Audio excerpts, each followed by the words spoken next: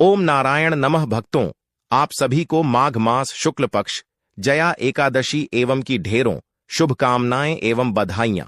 भक्तों, आज के इस वीडियो में हम बात करेंगे जय एकादशी के विषय में कि माघ शुक्ल जया एकादशी का व्रत किस दिन किया जाएगा, 28 जनवरी या फिर 29 जनवरी। भक्ति बड़े कंफ्यूजन की स्थिति में है, तो आज हम आपके इस कंफ्यूजनक दूर करेंगे। इसी के साथ जानेंगे कि एकादशी व्रत को कैसे करना चाहिए, इस तिथि की महिमा क्या है, क्या भगवान श्री कृष्ण इसके विषय में कहते हैं, इस व्रत को पूर्ण कैसे करना चाहिए अर्थात पारण कैसे करना चाहिए, इस व्रत के क्या है, पूजन कैसे करना है, कब इसको पूर्ण करना चाहिए, और दशमी तिथि अर्थात व्रत के एक दिन पूर्व के नियम जो हैं वह कब से आरंभ होंगे और क्या नियम होंगे, इस दिन क्या खाना चाहिए क्या नहीं करना चाहिए, वो कौन से कर्म है जो इस दिन भूल के भी नहीं किए जाने चाहिए, अन्यथा पाप उत्पन्न होता है।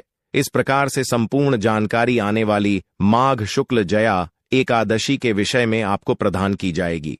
आपसे है कि वीडियो यदि थोड़ा सा भी उपयोगी लगे तो कृपया एक बार लाइक अवश्य कर दीजिएगा, और जो कोई भक्ति चैनल पर पहली बार आए हैं तो चैनल को सब्सक्राइब जरूर कीजिएगा, ताकि आने वाली नई वीडियो के नोटिफिकेशन आपको आसानी से प्राप्त होते रहे हैं। परमात्मा वासुदेव की कृपा प्राप्त करने के लिए अपने व्रत की सफलता के लिए कमेंट बॉक्स में अवश्य लिखिएगा जय श्री हरि या ओम नमो भगवते वासुदेवाय। इस चैनल पर हम आपको जो भी तीज त्योहार एकादशी व्रत की जानकारी होती है वह 100% ज्योतिष और पंचांग के आधार पर आपको बताते हैं। कौन सी तिथि कब है, व्रत आदि कब करना है, क्या विधि है, क्या नियम है और क्या गलती नहीं करनी। यदि आप सभी व्रत और त्योहारों की सही शास्त्रीय जानकारी पाते रहना चाहते हैं तो कृपया चैनल को सब्सक्राइब कीजिए और बेल आइकॉन को प्रेस कीजिए। जब आप सब्सक्राइब का बटन दबाएंगे तो वहां एक घंटी का निशान बना हुआ आएगा, उसको अवश्य दबाइएगा, तभी आपको हमारे सारे वीडियो प्राप्त होंगे, अन्यथा जानकारी छूट जाएगी। आइए प्रिय दर्शकों, जानकारी आरंभ करते हैं। बात करते हैं आने वाली एकादशी की। प्रिय भक्तों, माघ मास की प्रत्येक तिथि की बड़ी महिमा है। माघ मास में बसंत पंचमी आती है, माघ मास में शुक्ल तृतीया की बड़ी महिमा है, माघ शुक्ल पंचमी की बड़ी महिमा है, और माघ शुक्ल अष्टमी जिस दिन दुर्गाष्टमी होती है, नवरात्रों की गुप्त नवरात्रि की, उसकी बड़ी महिमा है। माघ शुक्ल नवमी की भी बड़ी, तो माघ मास बड़ा महत्वपूर्ण माह होता है। भगवान नारायण कहते हैं कि जो माघ स्नान करता है या माघ मास की एकादशी का व्रत करता है उसके सभी पापों का वो नाश कर देते हैं। माघ मास की अपनी अद्भुत महिमा है। साहब, माघ मास के विषय में आप जानते ही हैं, माघ स्नान से बड़े बड़े पाप नष्ट हो जाते हैं, और जब माघ मास का शुक्ल पक्ष शुरू हो जाता है तो वहां तो एक एक तिथि में भर भर के पुण्य है।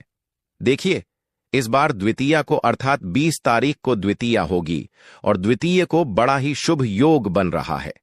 व्यतिपात योग और पंचक अनंत गुणा फल है इसका। उसके बाद माघ शुक्ल तृतीया के विषय में कहा ही गया है। पद्म पुराण में वर्णन आता है कि माघ शुक्ल तृतीया पर जो प्रातःकाल स्नान करता है और भगवान शंकर की आराधना करता है, उनको तिल और जल अर्पित करता है, उसके सभी पापों का नाश होता है। माघ शुक्ल सब जानते हैं।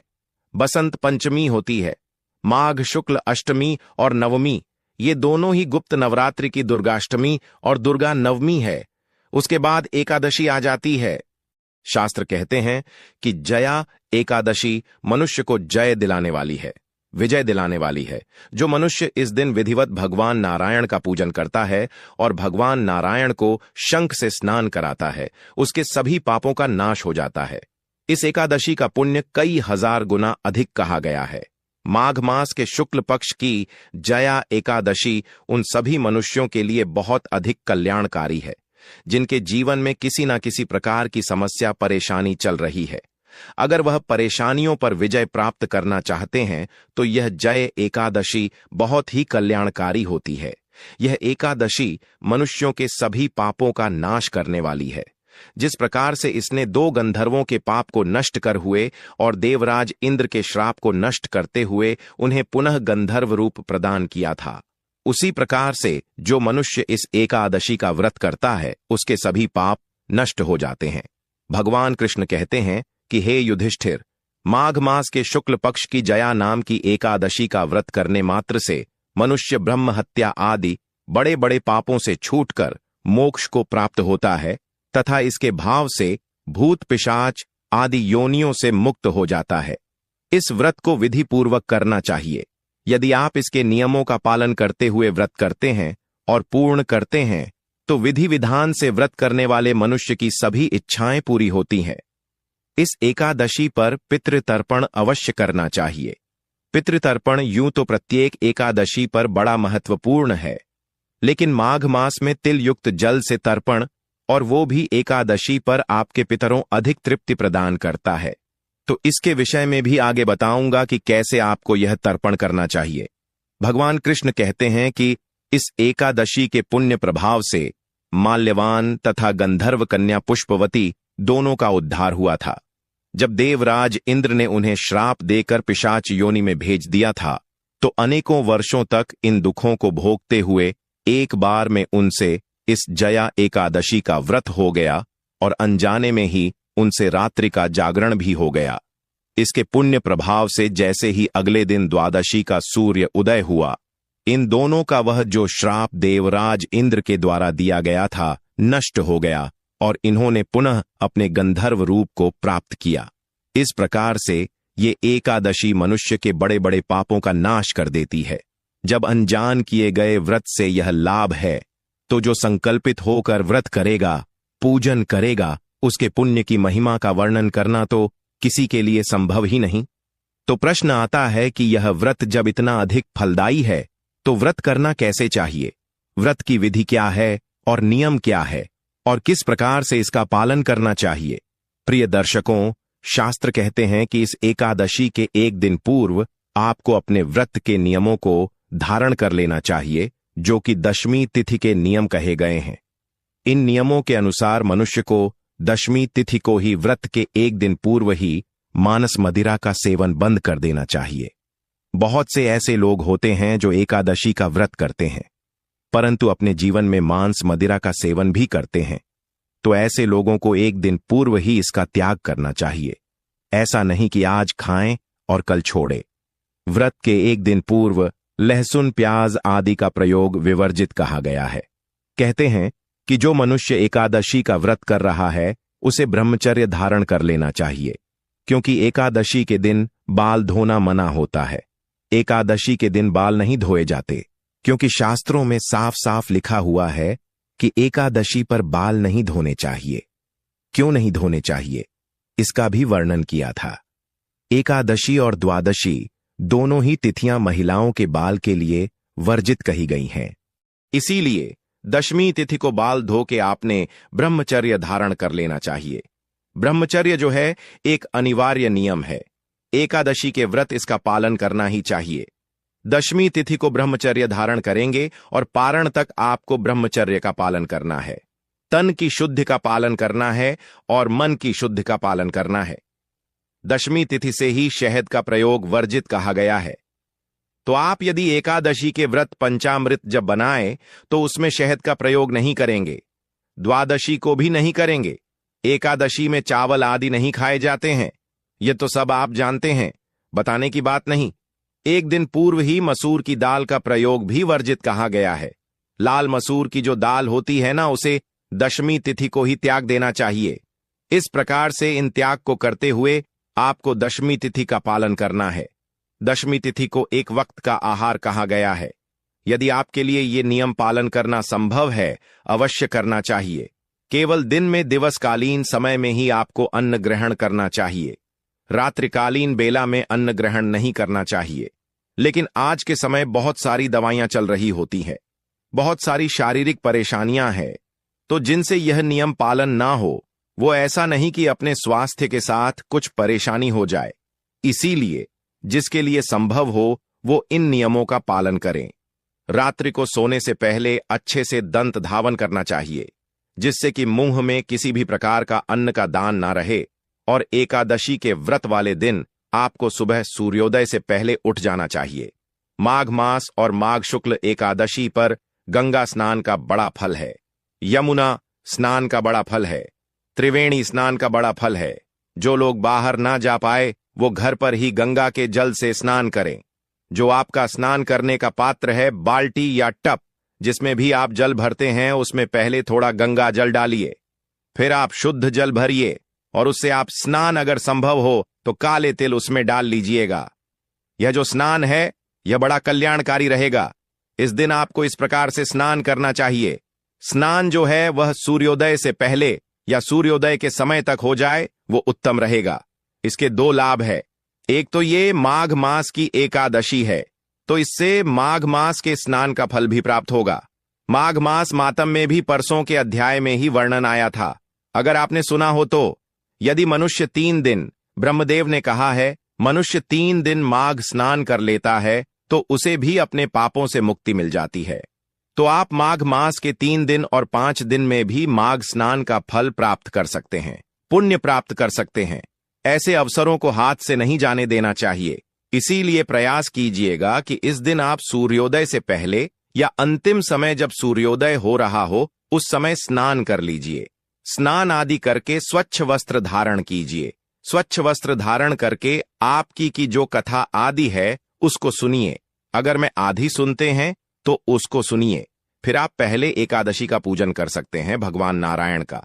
फिर आप एक साथ बैठ के महत्व में और एकादशी कथा आदि सुनिएगा। तो एकादशी वाले दिन आपको सूर्योदय से पहले उठ के स्नान आदि करना है। स्वच्छ वस्त्र धारण कीजिए और जो उपयुक्त स्थान है आपके यहाँ पे एकादशी के पूजन का, जहां आप भगवान की चौकी स्थापित करती है या वो स्थान जहां भगवान की पूजा करती है, अगर आपके मंदिर में ही भगवान पहले से विराजमान है तो वही आप पूजन कर सकते हैं। रक्त से चौकी लगा सकती है। मैं सामान्य सामग्री आपको बता देता हूं। क्या सामग्री की आवश्यकता होगी? पूजा के लिए आपके पास भगवान नारायण की कोई तस्वीर या प्रतिमा होनी चाहिए, भगवान विष्णु की। इसके अतिरिक्त उन्हें स्थापित करने के लिए एक चौकी होनी चाहिए। उस पर बिछाने के लिए पीला या लाल वस्त्र होना चाहिए। पूजा में अर्पित करने के लिए रोली मोली पान के 2 पत्ते आएंगे। एक आज के लिए, एक पारण वाले दिन के लिए सुपारी 2 आएंगी। लौंग इलायची कम से कम 5-5, 7-7 आएंगी। धूप और दीप दिया 2 दिन जलेगा। आप चाहे तो एकादशी के दिन ही अखंड ज्योत जला सकते हैं, जो आज से एकादशी व्रत वाले दिन सुबह जब पूजन करेंगे तब आरंभ होगी, जलाई जाएगी और ये अगले दिन पारण तक जलानी है। या आप आज दिया जलाइए पूजा के समय और उसके बाद कल फिर से दिया जलाइए। जैसी आपके सामर्थ्य और श्रद्धा हो वैसे आप कर सकते हैं। धूप दीप न वैद्य नैवेद्य के रूप में इस एकादशी पर भी तिल युक्त कोई मिठाई है तो उसका भोग लगाना उत्तम रहेगा। अन्यथा आप टतु फल ला सकते हैं। अमरूद का समय है। अगर आप अमरूद अर्पित करते हैं भगवान को तो कल्याणकारी है। अगर यह ना हो तो आप मिश्री अर्पित कीजिएगा। जिन क्षेत्रों में बताशे प्रयोग होते हो वहां बताशे प्रयोग कर सकते हैं। भगवान को अर्पित करने के लिए जनेऊ की आवश्यकता होगी। 2 जनेऊ चाहिएगी, एक व्रत वाले दिन और एक पारण वाले दिन के लिए, और इत्र ले लीजिएगा। इस सामग्री की आवश्यक रहेगी पूजा के लिए। इनमें से जो सामान घर पे है वो ठीक है, जो नहीं है वो आप मार्केट से ले लीजिएगा। एक तांबे का लोटा या पीतल का लोटा आपके पास होना चाहिए। वो जो आप प्रतिदिन पूजन में यूज करते होंगे वो भी प्रयोग कर सकते हैं। यह सारी सामग्री है जिसकी आपको आवश्यकता होगी और उसके बाद आप भगवान का पूजन करेंगे। संकल्प करते हुए संकल्प करना अनिवार्य है। बिना संकल्प के व्रत और पूजन उचित नहीं होता, तो संकल्प अवश्य कीजिएगा, फिर पूजन कीजिएगा। पूजन कीजिएगा, पूजन करके कथा श्रवण कीजिएगा। कथा के साथ विष्णु सहस्त्र नाम का श्रवण आप अवश्य कीजिएगा। विष्णु सहस्त्र नाम और कथा दोनों एक साथ, और फिर आरती कीजिएगा। यदि हमारे चैनल पर नए हैं तो सब्सक्राइब करिए। तो इस प्रकार से आप यह कथा सुन के और विष्णु सहस्त्र नाम सुन के आरती कीजिए। इसके बाद आपने पितरों को जल अवश्य देना है, पितृतर्पण अवश्य करना है। पितृतर्पण की बड़ी ही सरल विधि मैंने पहले बहुत बार बताई है। अभी संक्षिप्त में ही बताऊंगा कि आप गीता 7वें अध्याय को सुनते हुए पितृतर्पण कीजिएगा। पितृतर्पण एक ऐसी चीज है जिसको जितना किया जाए उतना कल्याणकारी होता है।